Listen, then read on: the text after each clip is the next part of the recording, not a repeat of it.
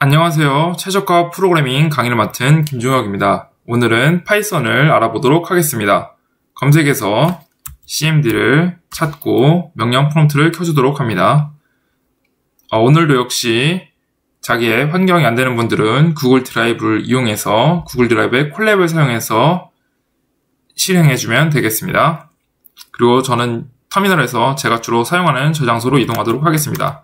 여러분들에게 각자 환경에 맞는 저장소로 이동해 주시고 액티베이트 그리고 저의 가상화 환경 이름을 해서 가상화를 시켜줍니다. 그리고 주피터 랩을 실행하도록 하겠습니다.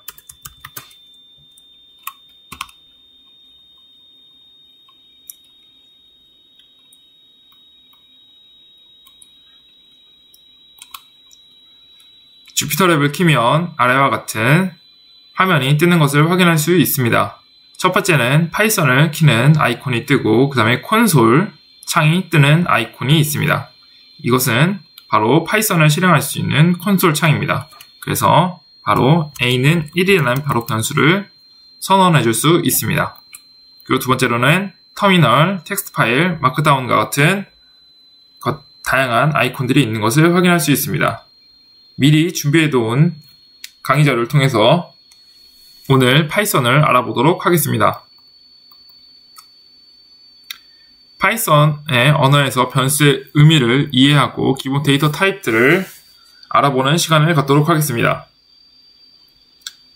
파이썬에서는 변수를 선언을 해줍니다. 변수는 변수를 선언하게 되면 a는 5, 그대로 a는 5가 되는 것이 아니라 a라는 주소를 창을 가진 공간에 5라는 숫자를 입력하게 됩니다. 그리고 b라는 주소창에는 4라는 변수를 입력해 주게 됩니다. 그래서 는은 비교 연산자가 아니라 대입 연산자, 즉 a를 5로 선언해 주는 것이라고 이해하면 좋을 것 같습니다.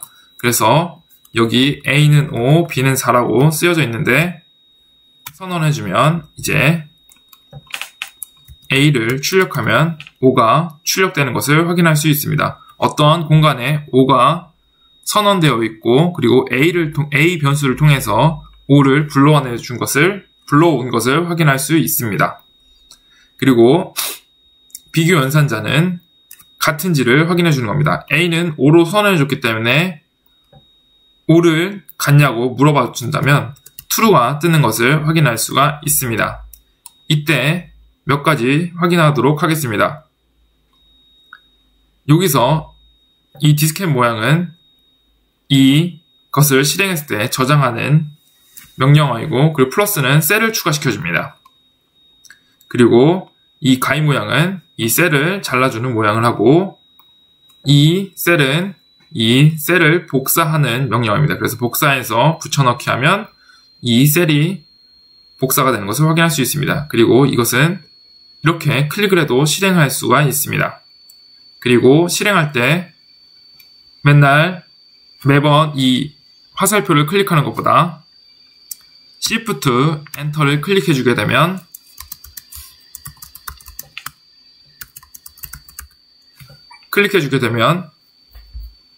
바로 실행되는 것을 확인할 수가 있습니다.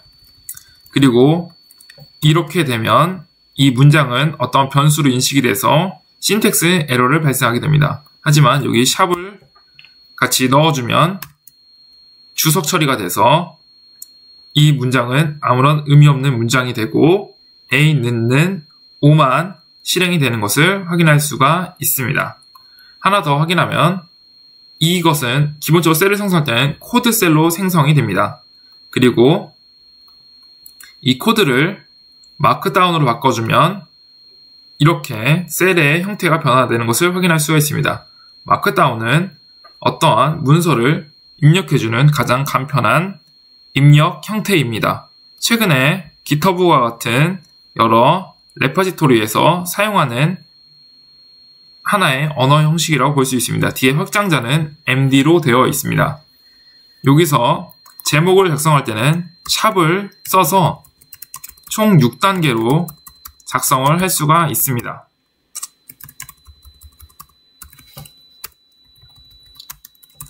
hello world python을 해서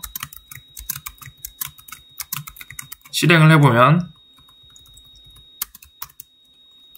샵의 개수에 따라서 글자 수가 달라지는 것을 확인할 수가 있습니다. 그리고 순서 있는 목차의 경우는 1.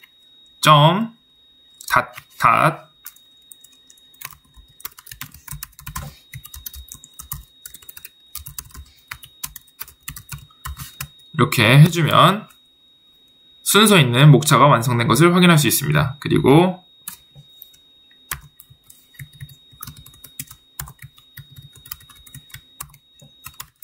이렇게 하면 순서가 없는 목차, 별표를 사용해서 순서 없는 목차를 만들 수도 있습니다.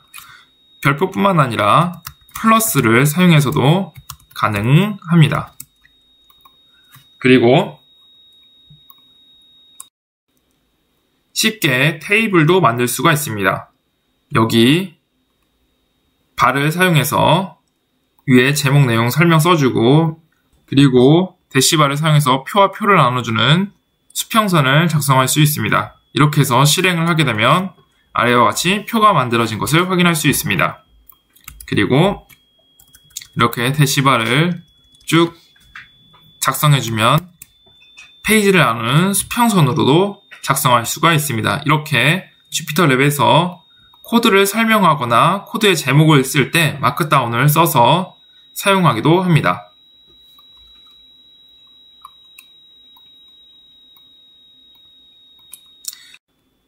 프린트 함수에 대해서 알아보도록 하겠습니다. 함수란 특정 기능을 반복적으로 호출하여 사용 가능한 코드 블럭을 의미합니다. 함수를 만드는 방법에 대해서는 나중에 다시 살펴보도록 할 텐데요. 여기서 프린트 함수는 해당 변수의 값을 출력해주는 함수입니다. 여기 우리가 A를 5로 선언해주고 B를 4로 선언해줬죠. 그래서 프린트를 해주면 여기 이대로 출력이 되는 것을 확인할 수 있습니다. 여기서 4와 5 사이에 공간이 생기는 것을 확인할 수 있습니다. 이 부분에 대해서는 여기서 밑에서 확인해 보도록 하겠습니다.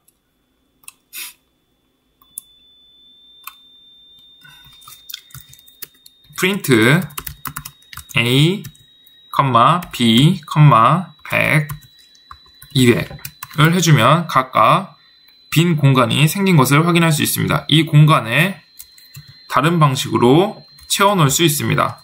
셋, 그리고 컴마하고 그 가운데 두 칸을 띄면 공간이 두 칸씩 늘어난 것을 확인할 수 있습니다. 혹은 슬래시로 출력 방법을 바꿀 수도 있습니다. 그리고 끝에를 느낌표를 넣어주면 이런 식으로 끝이 달라지는 것을 확인할 수 있습니다.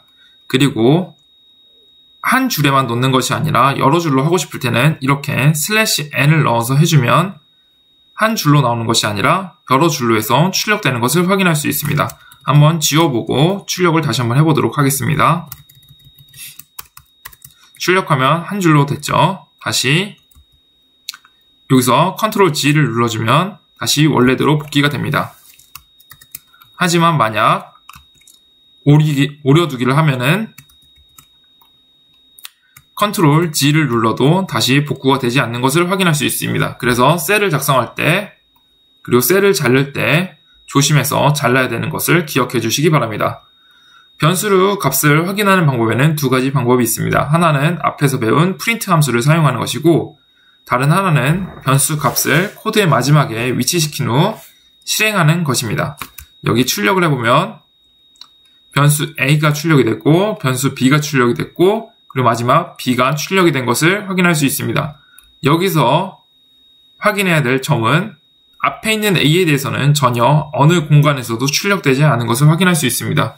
여기에서 하는 것은 단순히 어떠한 창으로 출력되는 것이 아니라 이 주피터랩에서 아웃을 통해서 마지막에 있는 것만 출력하는 것을 확인할 수가 있습니다. 변수 이름 규칙에 대해서 살펴보도록 하겠습니다.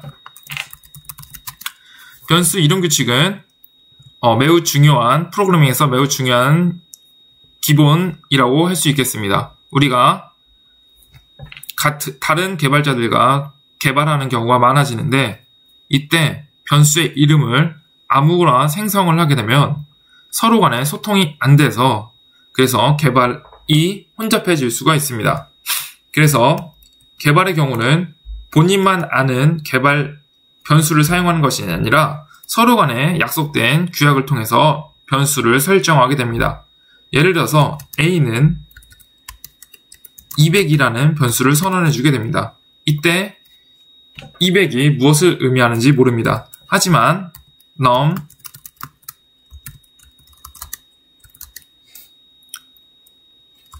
하게 되면 교실에 숫자를 해서 교실이 몇 개 있구나 라고 변수만 봐도 쉽게 이해할 수 있습니다. 이렇게 변수 이름은 서로 간에 어떤 규약을 통해서 쉽게 이해하는 명령어로 변수로 설정해 주게 됩니다. 이때 변수를 만드는 규칙이 있습니다. 이 부분을 확인해 보도록 하겠습니다. 숫자로 시작하는 이름을 제외하고 영문 대소문자, 언더바, 숫자로 구성이 가능합니다.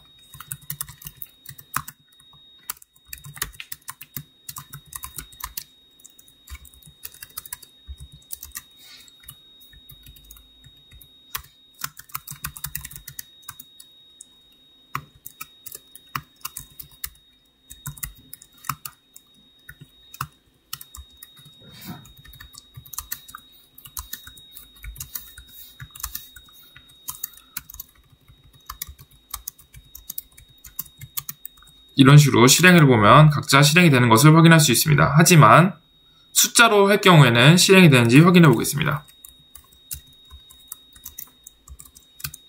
실행이 안 되고 신텍스 에러를 발생시킵니다. 숫자로 시작하면 안 되는 이유는 바로 3은 3이죠. 하지만 이렇게 4를 입력해서 3이라는 각 고유한 객체가 다른 걸로 인식이 되면 프로그램상의 문제가 발생을 하겠죠. 그래서 숫자는 변수 이름으로 사용할 수가 없습니다. 그리고 영어뿐만 아니라 한글로도 변수 설정이 가능합니다.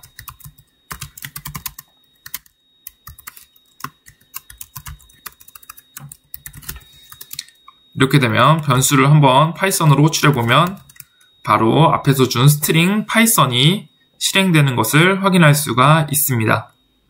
그리고 이번엔 리졸브 키워드에 대해서 확인해 보도록 하겠습니다. 파이썬에서 미리 선정하여 사용 중인 키워드를 의미합니다. 여기에는 try문, for문, if, class, except 같은 리졸브 예약어가 있습니다. 이런 예약어들은 다른 변수나 함수, 클래스 등의 이름으로 사용할 수가 없습니다.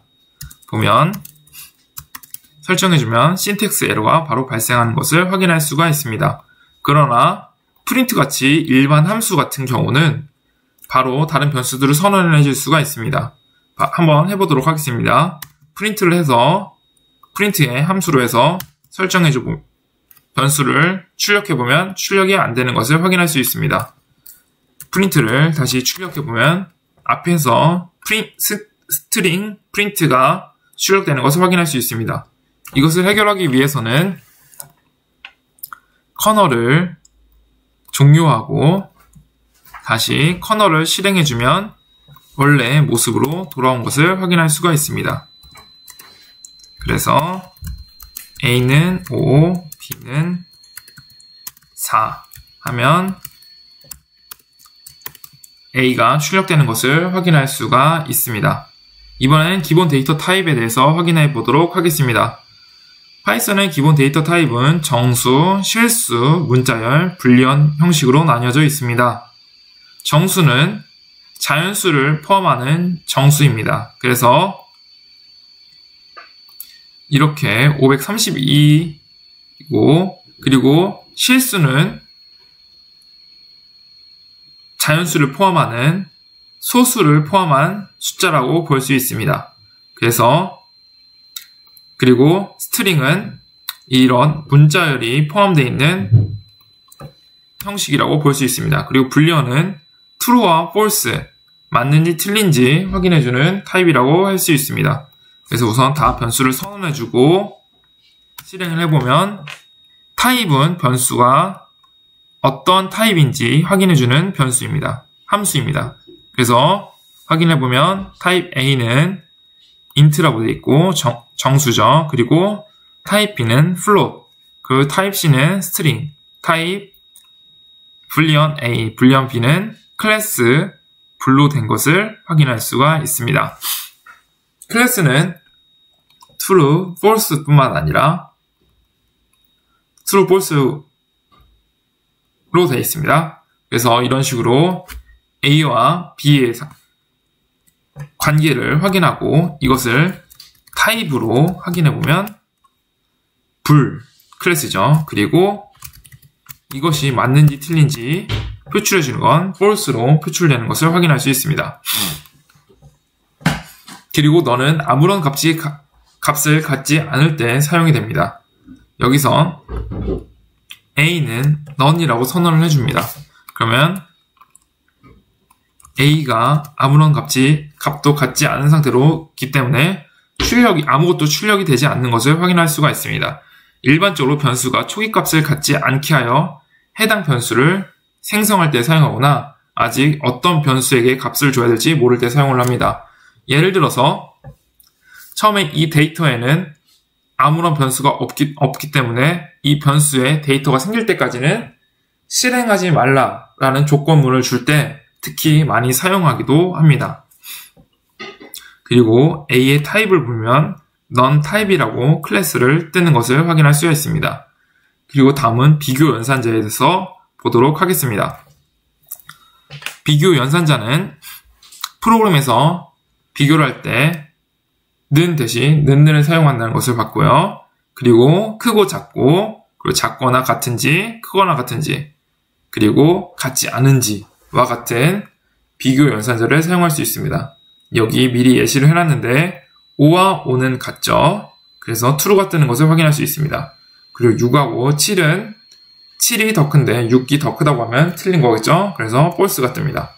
그리고 8하고 9는 같지 않기 때문에 같지도 않고 8이 더 크지도 않기 때문에 당연히 false가 뜨죠.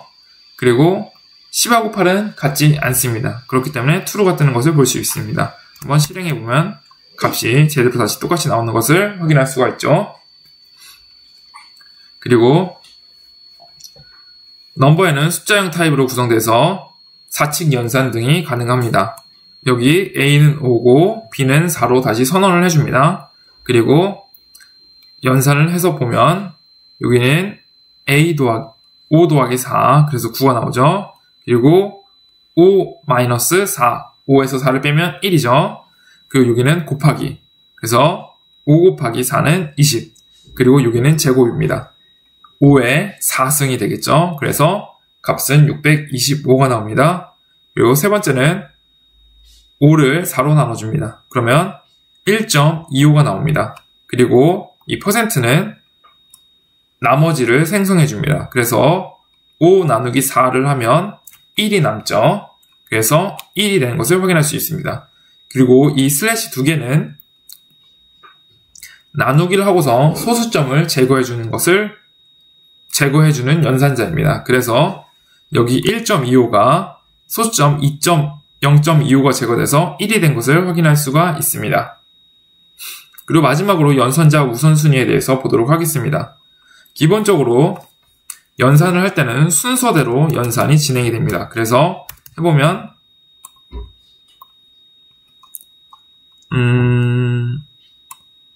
이게 공간이 띄어져서 그런 것 같은데요.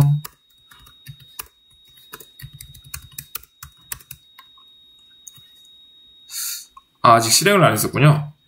자, 실행을 해주고요. 그러면 값이 그대로 나온 것을 확인할 수 있죠. 그리고 이렇게 해서 실행을 해주면 a 플러스 b 플러스 a는 5 더하기 4 더하기 5기 때문에 14가 된 것을 확인할 수 있습니다. 근데 여기 곱하기를 넣어주면 순서대로 진행되는 것이 아니라 곱하기가 우선 연산자이기 때문에 곱하기 먼저 실행이 됩니다. 그래서 5 곱하기 4, 20에 5가 더해져서 25가 되는 것을 확인할 수가 있습니다.